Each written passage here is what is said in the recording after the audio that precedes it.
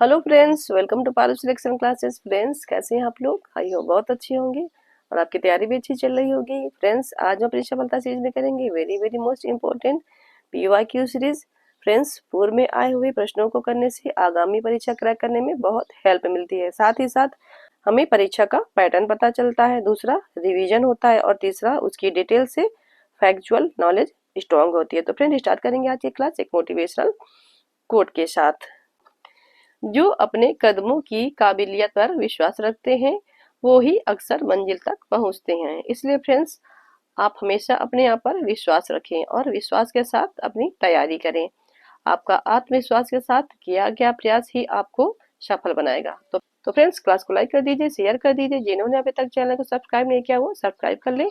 तो स्टार्ट करते हैं पीवाईक्यू सीरीज 6 के क्वेश्चन नंबर 45 के साथ। राजा रवि वर्मा कहाँ के हैं? तो फ्रेंड्स, इसका राइट आंसर है ऑप्शन फोर्थ, केरल। इसकी व्याख्या भी देख लेते हैं। राजा रवि वर्मा का जन्म 29 अप्रैल 1848 ईस्वी को केरल के एक गांव किलीमन्नूर में हुआ था। 7 किलोमीटर लंबा चौड़ा यह गांव राजा रवि वर्मा के पूर्वजों को 1753 ईस्वी में मैदाने जंग में अदम्य बहादुरी दिखाने के कारण त्रावणकोर के तत्कालीन महाराजा ने दिया था। तभी से इस वंश के लोग राजा की पदवी लगाने लगे। नेक्स्ट क्वेश्चन देखते हैं, क्वेश्चन नंबर 46। चित्रों में चटक रंगों का प्रयोग किसने किया? तो फ्रेंड्स, इसका राइट आंसर है ऑप्शन फर्स्ट, जामिनी राय। डिटेल देख लेते हैं इसकी। तो चित्रों में चटक रंगों का प्रयोग जामिनी राय अथवा यामिनी राय ने किया। उन्होंने कलकत्ता के काली घाट, बहुत पूछते हैं एग्जाम में, पॉइंट अच्छा है, काली घाट के पटचित्रों से प्रेरणा ली और पटुआ कलाकारों की चटकोली रंग योजना ने यामिनी राय को बेहद प्रभावित किया। ये भी बहुत पूछते हैं पटुआ कलाकारों से। आगे देखते हैं नेक्स्ट क्वेश्चन 47। नोबल पुरस्कार किसे दिया गया? तो फ्रेंड्स, इसका राइट आंसर है ऑप्शन फर्स्ट, रविन्द्रनाथ टैगोर। इसकी डिटेल देख लेते हैं। गुरुदेव रविन्द्रनाथ को उनकी विश्व प्रसिद्ध रचना गीतांजलि के लिए, किस रचना के लिए? तो गीतांजलि के लिए 1913 ईस्वी में नोबल पुरस्कार दिया गया। ये बहुत पूछते हैं एग्जाम में। साहित्य के क्षेत्र में नोबल जीतने वाले भी प्रथम भारतीय ही नहीं बल्कि प्रथम एशियाई भी थे। अच्छा पॉइंट है। नेक्स्ट क्वेश्चन है क्वेश्चन नंबर 48। लाल रंग किसका प्रतीक है? तो फ्रेंड्स, इसका राइट आंसर है ऑप्शन सेकेंड। पहले इसका प्रेम होगा और दूसरे नंबर पे पराक्रम होगा। तो लाल रंग किसका प्रतीक है? तो प्रेम का है और दूसरे नंबर पे पराक्रम आएगा। इसकी डिटेल देख लेते हैं। तो लाल रंग प्रेम का प्रतीक है। नेक्स्ट क्वेश्चन देखते हैं, क्वेश्चन नंबर 49। पिछवाई किसके लिए चित्रित की गई? तो फ्रेंड, इसका राइट आंसर है ऑप्शन फर्स्ट, मंदिर के लिए। इसकी डिटेल देख लेते हैं। यह भी अच्छा क्वेश्चन, कई बार पूछा जाता है। वैष्णव धर्म के पुष्टि मार्ग संप्रदाय के मंदिरों में राधा कृष्ण श्रीनाथ जी की मूर्ति के पीछे सज्जा युक्त बड़े आकार के जो कपड़े के पर्दे बनाए जाते हैं उन्हें पिछवाई कहते हैं। नाथ द्वारा पिछवाई के लिए जगत प्रसिद्ध है। Next question, question number 50। असंबद्ध क्या है? तो इसका राइट आंसर है फ्रेंड्स ऑप्शन फोर्थ, देवगढ़। इसकी डिटेल देख लेते हैं। पहाड़ी, राजस्थानी व मुगल तीनों मुख्य कला शैलियां हैं, जबकि देवगढ़ राजस्थान की शैली की एक उप शैली है। नेक्स्ट क्वेश्चन देखते हैं, क्वेश्चन नंबर 51। असंबद्ध बताइए। तो फ्रेंड्स, इसका राइट आंसर है ऑप्शन फोर्थ, मूर्ति। डिटेल देख लेते हैं। रेखा, वर्ण तथा अनुपात कला के मूल तत्व हैं, जबकि मूर्ति एक स्वतंत्र अस्तित्व है। नेक्स्ट क्वेश्चन है क्वेश्चन नंबर 52। सशक्त रेखांकन के लिए प्रसिद्ध चित्रकार कौन है? तो फ्रेंड्स, इसका राइट आंसर है ऑप्शन सेकंड, के हैबार। डिटेल देख लेते हैं।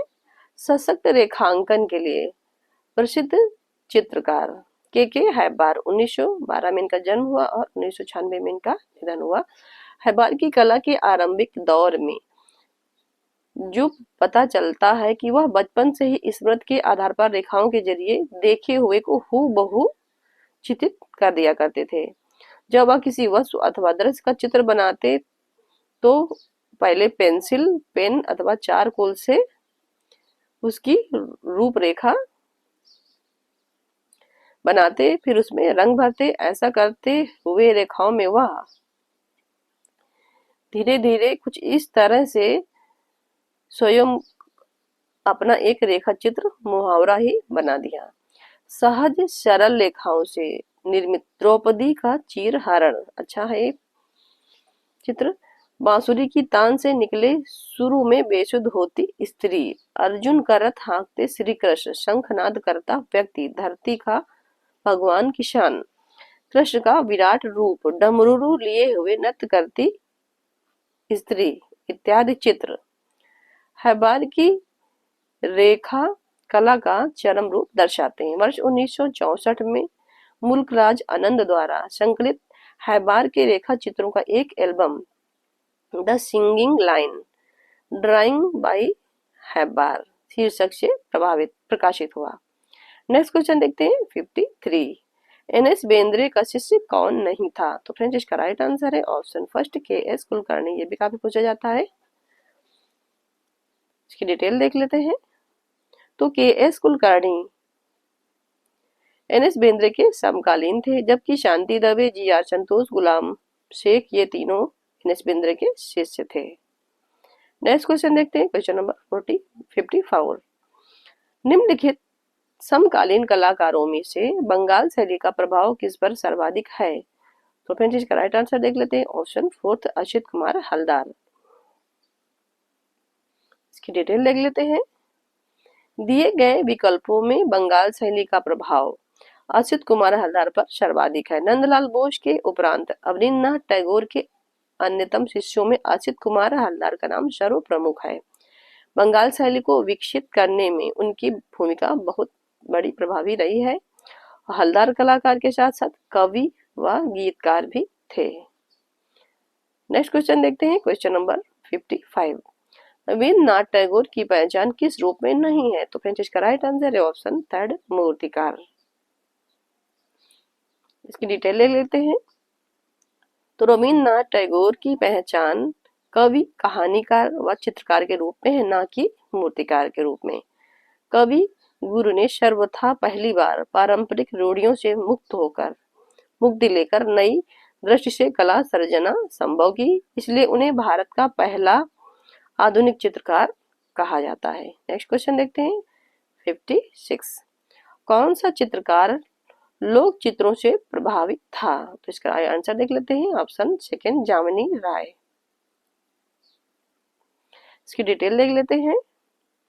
जामिनी राय लोक चित्रों से अधिक प्रभावित थे। किससे? तो लोक चित्रों से।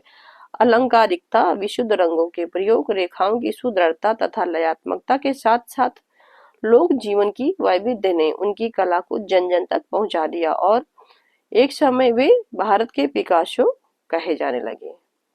नेक्स्ट क्वेश्चन है क्वेश्चन नंबर 57। गीत गोविंद के चित्र किस विषय से संबंधित है? तो फ्रेंड्स इसका राइट आंसर है ऑप्शन सेकंड प्रेम। इसकी डिटेल देख लेते हैं। गीत गोविंद के चित्र प्रेम से संबंधित हैं और गीत गोविंद संस्कृत साहित्य में कृष्ण काव्य विषयक उत्कृष्ट ग्रंथ है। बंगाल के राजा लक्ष्मण सेन के राजकवि जयदेव ने इस काव्य की रचना लगभग 1778 और 1202 ईस्वी में की थी। 15वीं से 20वीं सदी तक अनवरत राधा और कृष्ण के नाना रूपों का रूपांकन अपभ्रंश राजस्थानी और पहाड़ी व आधुनिक युग की कला में होता रहा है। भारत के विभिन्न संग्रहालयों में उपलब्ध गीत गोविंद विषयक चित्र इसके ज्वलंत उदाहरण हैं। नेक्स्ट क्वेश्चन देखते हैं 58। भित्ति चित्र कहाँ मिलते हैं? तो फ्रेंड्स इसका राइट आंसर है ऑप्शन सेकेंड देवगढ़ में मिलते हैं। इसका डिटेल भी देख लेते हैं। तो भित्ति चित्र देवगढ़ में मिलते हैं। इन भित्ति चित्रों में सबसे पुराना काम 1710 से 20 ईस्वी का है। यह देखा गया है कि उदयपुर की पिछौला झील, कौन सी? तो पिछौला झील के जग मंदिर के बुर्जों की भित्तियों पर बने चित्रों तथा कपड़ द्वार, गहने और कपड़ों का कमरा के चित्रों में काफी समानता है। कपड़ द्वार भित्ति चित्र के अलावा देवगढ़ के किले, ओजारा की ओवरी तथा मोती महल के हिस्सों में भी भित्ति चित्र देखने को मिलते हैं। नेक्स्ट क्वेश्चन है क्वेश्चन नंबर 59। भारतवर्ष में सर्वप्रथम तैल चित्रण करने का श्रेय किस कलाकार को जाता है? तो इसका राइट आंसर देखते हैं ऑप्शन थर्ड, राजा रवि वर्मा को। इसकी डिटेल देख लेते हैं। भारतवर्ष में सर्वप्रथम तैल चित्रण करने का श्रेय राजा रवि वर्मा को जाता है। तैल चित्रण का प्रशिक्षण उन्होंने एक अंग्रेज चित्रकार थियोडोर जोन्सन से लिया था। ये पॉइंट अच्छा है, कई बार पूछते हैं एग्जाम में। नेक्स्ट क्वेश्चन है क्वेश्चन नंबर 60। चितेंद्र नाथ मजूमदार की चित्र शैली को निम्न में से कौन संज्ञा दी जाती है? तो इसका राइट आंसर है फ्रेंड्स ऑप्शन सेकेंड, जल रंग या वॉश। इसकी व्याख्या देख लेते हैं। व्याख्या, बंगाल स्कूल के संत चित्रकार, बहुत इंपॉर्टेंट पॉइंट है, ये बहुत पूछे एग्जाम में। तो बंगाल स्कूल के संत चित्रकार कहे जाने वाले चितेंद्र नाथ मजूमदार की चित्रण शैली जल रंग या वॉश है। चितेंद्र नाथ मजूमदार ने अपने चैतन्य श्रृंखला को इसी माध्यम में चित्रित किया है और इस श्रृंखला का विख्यात चित्र चैतन्य का ग्रह त्याग, कोमल रंग विधान, उदास मुख मुद्रा, वैराग्य की चरमावस्था तथा गहरे वातावरण को दर्शाता है। नेक्स्ट क्वेश्चन है 61। प्रागैतिहासिक चित्र क्या है? तो फ्रेंड्स इसका राइट आंसर है ऑप्शन सेकंड, गुहा चित्र है। इसकी डिटेल देखते हैं। प्रागैतिहासिक चित्र गुहा चित्र के पेंटिंग्स हैं। प्रागैतिहासिक काल के ज्यादातर चित्र लाल, पीले, काले, पीले और सफेद रंगों से बने हैं। ये सभी चित्र चट्टानों की दीवारों, गुफाओं की फर्शों और छतों पर बनाए गए हैं। ये अच्छा पॉइंट है। ये चित्र गुफाओं की दीवारों, फर्शों और छतों पर बनाए गए हैं। Next question, question number 62। Bhimbetka में कौन से चित्र हैं? तो फिर इसका राइट आंसर है ऑप्शन फर्स्ट, प्रागैतिहासिक। डिटेल देखते हैं। तो भीमबेटका में प्रागैतिहासिक चित्र हैं और भीमबेटका के शैल चित्रों की खोज विक्रम विश्वविद्यालय उज्जैन के प्रोफेसर वीएस वाकड़कर ने सन 1957-58 में की थी। ये भी अच्छा पॉइंट पूछते हैं कि किस सन में इन्होंने खोज की थी, तो 57-58 में की थी। भारतीय पुरातत्व सर्वेक्षण भोपाल मंडल भोपाल के अनुसार यहाँ कुल 750 शैलाश्रय, कितने? तो 750, जिनमें से 500 शैलाश्रय चित्रों से द्वारा सुसज्जित हैं। नेक्स्ट क्वेश्चन देखते हैं, क्वेश्चन नंबर 63। प्रागैतिहासिक चित्रों के विषय क्या हैं? तो फ्रेंड्स इसका राइट आंसर है ऑप्शन फोर्थ, पशु, मानव और पक्षी। इसकी डिटेल भी ले लेते हैं। तो प्रागैतिहासिक चित्रों के विषय पशु, पक्षी, पशु, मानव और पक्षी, ये तीनों ही हैं। नेक्स्ट क्वेश्चन देखते हैं, क्वेश्चन नंबर 64। अधिकांश प्रागैतिहासिक चित्रों के रंग क्या हैं? तो फ्रेंड्स इसका राइट आंसर है ऑप्शन फर्स्ट, गेरुआ। इसकी डिटेल देख लेते हैं। तो अधिकांश प्रागैतिहासिक चित्रों के रंग गेरुआ, इंडियन रेड हैं, जिनकी अलग अलग रंगतें होती थीं। इसके अलावा रामरज, खड़िया, रासायनिक रंगों में कोयला या काजल का प्रयोग किया गया है। नेक्स्ट क्वेश्चन देखते हैं, क्वेश्चन नंबर 65। पंचमढ़ी किस प्रदेश में स्थित है? तो इसका राइट आंसर है ऑप्शन सेकंड, मध्य प्रदेश। ये भी क्वेश्चन अच्छा है फ्रेंड्स, बहुत पूछा जाता है, इजी है लेकिन पूछा बहुत जाता है एग्जाम में। तो इसका डिटेल देख लेते हैं। पंचमढ़ी मध्य प्रदेश के होशंगाबाद जिले अब नर्मदापुरम में स्थित है। इस क्षेत्र को पंचमढ़ी इसलिए कहा गया जाता है क्योंकि लोक नियम विश्वासानुसार यहाँ पांडवों ने 5 गुफाओं में निवास किया था और पंचमढ़ी के शैल चित्रों में अन्य प्रकार के चित्रण के अतिरिक्त सशस्त्र युद्ध दृश्यों की बहुलता है और पंचमढ़ी में इन चित्रों को पुतरी कहा जाता है। क्या? तो पुतरी कहा जाता है। अच्छा पॉइंट है ये, पंचमढ़ी में इन चित्रों को पुतरी कहा जाता है। नेक्स्ट क्वेश्चन है क्वेश्चन नंबर 66। मिर्जापुर किन चित्रों का कला केंद्र है? तो फ्रेंड्स इसका राइट आंसर है ऑप्शन फर्स्ट प्रागैतिहासिक। इसकी डिटेल देख लेते हैं। तो मिर्जापुर प्रागैतिहासिक चित्रों का कला केंद्र है। किसका? तो प्रागैतिहासिक चित्रों का कला केंद्र है। यहाँ स्थित कैमूर की पहाड़ियों, जिसमें भारतीय गुफा चित्र सबसे पहले खोजे गए थे, में 100 से अधिक शैलाश्रय तथा गुफाएं प्राप्त हुई हैं। मिर्जापुर की गुफाओं में सर्वाधिक चित्र आखेट के, ये भी पॉइंट बहुत अच्छा है, बहुत पूछते हैं इसको, आखेट दृश्य के, पशु नर्तन वादन के हैं। नेक्स्ट क्वेश्चन है क्वेश्चन नंबर 67। अधिकांश प्रागैतिहासिक चित्र कहाँ मिलते हैं? तो फ्रेंड्स इसका राइट आंसर है ऑप्शन थर्ड गुफाओं में। इसका डिटेल दे देखते हैं। तो अधिकांश प्रागैतिहासिक चित्र गुफाओं में मिलते हैं। नेक्स्ट क्वेश्चन देखते हैं क्वेश्चन नंबर 68। प्रागैतिहासिक चित्रों में किसका महत्व है? तो फ्रेंड्स इसका राइट आंसर है ऑप्शन फर्स्ट रेखा का। इसकी डिटेल देख लेते हैं। तो प्रागैतिहासिक चित्रों में रेखा का महत्व है। प्रागैतिहासिक काल का कलाकार जादूगर था, जिसने अल्प रेखाओं से अपने आंतरिक मनोभावों की सशक्त अभिव्यक्ति की है। नेक्स्ट क्वेश्चन है 69। प्रारंभिक नृत्यांगना मूर्ति कहाँ से प्राप्त हुई है? तो फ्रेंड्स इसका राइट आंसर है ऑप्शन सेकंड मोहनजोदड़ो से। ये भी बहुत पूछते हैं एग्जाम में। इसकी डिटेल देख लेते हैं। तो प्रारंभिक नृत्यांगना मूर्ति 2700 से 2000 ईसा पूर्व हड़प्पन स्थल मोहनजोदड़ो से प्राप्त हुई है, जिसकी ऊंचाई 10.5 सेंटीमीटर 4.1 इंच। कांस्य से निर्मित इस प्रतिमा में युवती के लंबे हाथ तथा पैर अनुपात रहित हैं। बाईं भुजा में यह युवती कोहनी तक चूड़ियां पहने हुए है। इसका दाहिना हाथ कमर पर है और बायां पैर ताल देने की मुद्रा में मुड़ा हुआ है। और यह मूर्ति वर्तमान में राष्ट्रीय संग्रहालय नई दिल्ली में सुरक्षित है। ये भी पूछते हैं कि यह मूर्ति कहाँ सुरक्षित है? तो राष्ट्रीय संग्रहालय नई दिल्ली में सुरक्षित है। नेक्स्ट क्वेश्चन देखते हैं क्वेश्चन नंबर 70। प्रथम धातु मूर्ति किस सभ्यता से प्राप्त हुई? तो फ्रेंड्स इसका राइट आंसर है ऑप्शन सेकंड सिंधु सभ्यता। तो इसके डिटेल भी यही है, देख लेते हैं। तो प्रथम धातु मूर्ति नर्तकी सिंधु सभ्यता मोहनजोदड़ो से प्राप्त हुई है। नेक्स्ट क्वेश्चन है क्वेश्चन नंबर 71। हड़प्पन सभ्यता किसे कहते हैं? तो फ्रेंड्स इसका राइट आंसर है ऑप्शन फोर्थ सिंधु सभ्यता को। इसकी डिटेल देख लेते हैं। तो हड़प्पा सभ्यता, सिंधु सभ्यता, इंडस वैली सिविलाइजेशन को कहते हैं। और सिंधु सभ्यता के विस्तर क्षेत्र में अन्नागार, विशाल स्नानागार, ये अच्छे पॉइंट है, पूछे जाते हैं। अन्नागार, विशाल स्नानागार, गढ़ी और बंदरगाह लोथल का गोदीवाड़ा इत्यादि वास्तुकला के उत्कृष्ट उदाहरण दिखाई पड़ते हैं। रेडियो कार्बन डेटिंग के आधार पर हड़प्पा सभ्यता का समय 2500 ईसा पूर्व से 1750 ईसा पूर्व के मध्य निर्धारित किया गया है। नेक्स्ट क्वेश्चन है क्वेश्चन नंबर 72।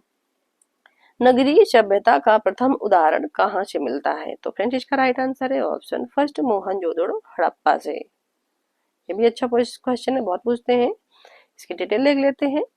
नगरीय सभ्यता का उदाहरण मोहनजोदड़ो हड़प्पा से मिलता है। सिंधु सभ्यता में दो प्रमुख नगर थे, पहला मोहनजोदड़ो और दूसरा हड़प्पा। सिंधु सभ्यता में प्राप्त पूर्ण परिपक्व प्रमाणिक 6 स्थलों, जिनमें से पहला मोहनजोदड़ो, हड़प्पा, लोथल, चनहुदड़ो और कालीबंगा और बनावली को नगरों की संज्ञा दी जा सकती है। ये पॉइंट अच्छा है, कई बार पूछ चुके हैं, पूछा हुआ क्वेश्चन है कि कितने स्थलों को नगरों की संज्ञा दी जा सकती है? तो 6 स्थलों को नगरों की संज्ञा दी जा सकती है। नेक्स्ट क्वेश्चन देखते हैं क्वेश्चन नंबर 73।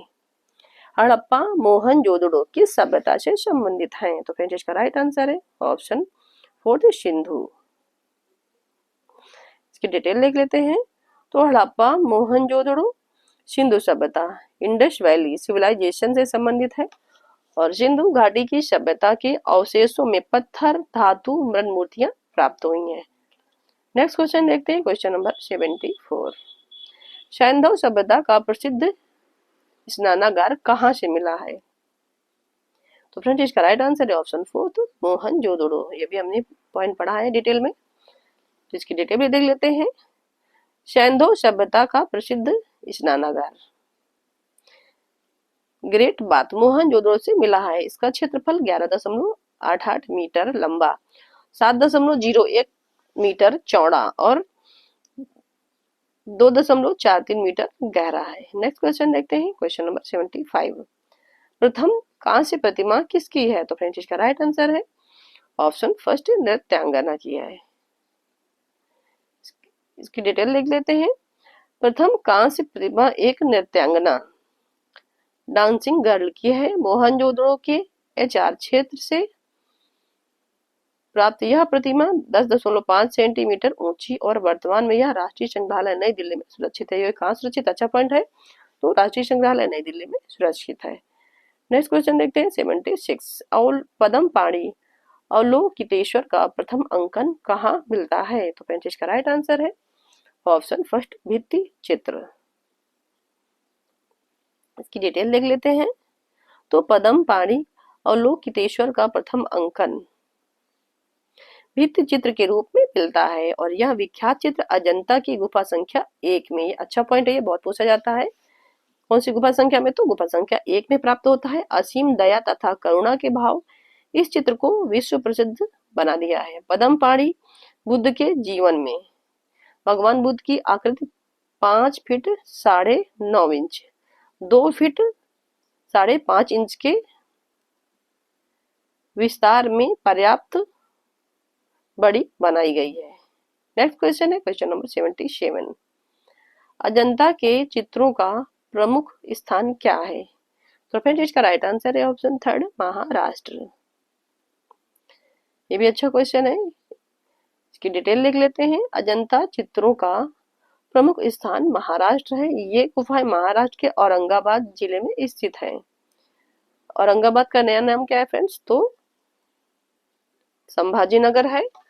अजंता के ये कला मंडप सतपुड़ा की पहाड़ियों के अर्धचंद्राकार घाटी में स्थित है।